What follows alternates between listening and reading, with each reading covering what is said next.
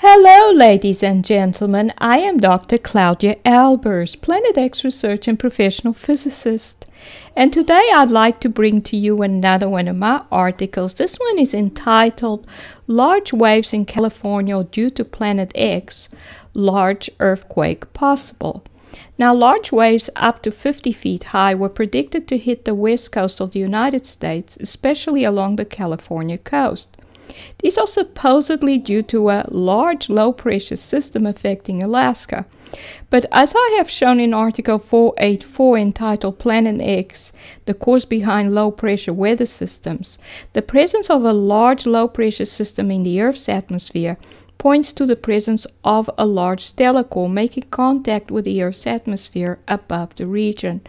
The low pressure is the result of the gravitational vortex in the atmosphere. The object is also likely to cause a vortex-type wave on the ocean surface, with regions of high and low water level. The high water level regions will create a high tide, as the water in the region will have lower density than normal. The object creates cyclonic air circulation with the atmospheric vortex and thus high winds, which will create waves. Lower density water will also lead to the creation of larger waves than normal. As you can see, this seems to be a low pressure system, a huge low pressure system. And of course, it's got the characteristic cyclonic circulation. It forms a vortex.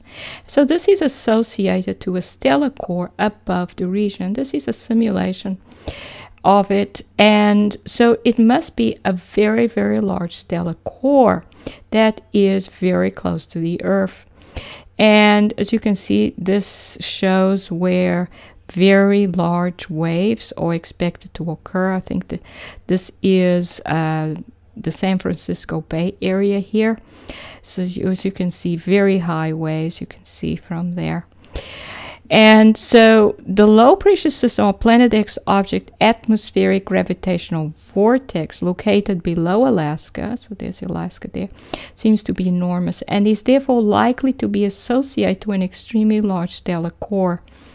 And on the right you see the large waves. These are associated to the tidal force, which is a differential gravitational force exerted by the object on the ocean, which creates a region of lower density water. And this is an object, this is a celestial object that has approached the Earth and is making contact with the Earth's atmosphere. And this is the type of gravitational vortex which these objects create. This is actually a water wave, but it shows the format of these waves. They are in the form of a ring.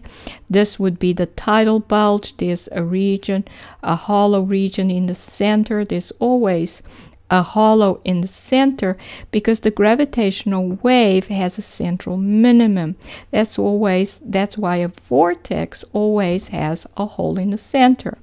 Like a vortex that you see of water going down into the hole always has a central hollow, and that's because the gravitational wave has a central minimum, like we see here.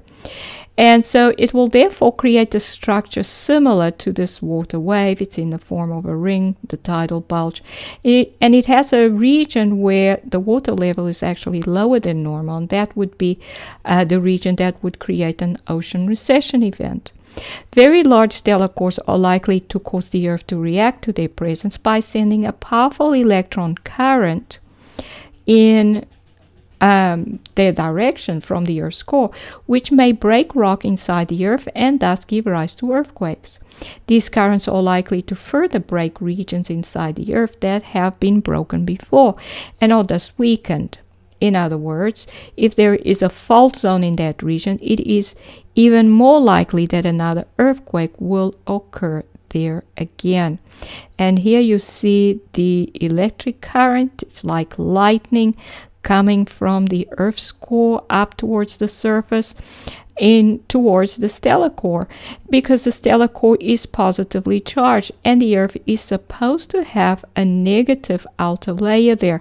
So the Earth's core detects a region where there is positive charge, where there's supposed to be negative charge, so it sends a current of electrons through the Earth's core toward the region, and that may go through a region where there was already broken rock, where there might be a weakened region, and even if there isn't, there may still be rock that melts due to the heat created by the current, and there may be some breaking rock, some exploding rock, and therefore possibly an earthquake. So again, we see here, this is like lightning traveling through the ground.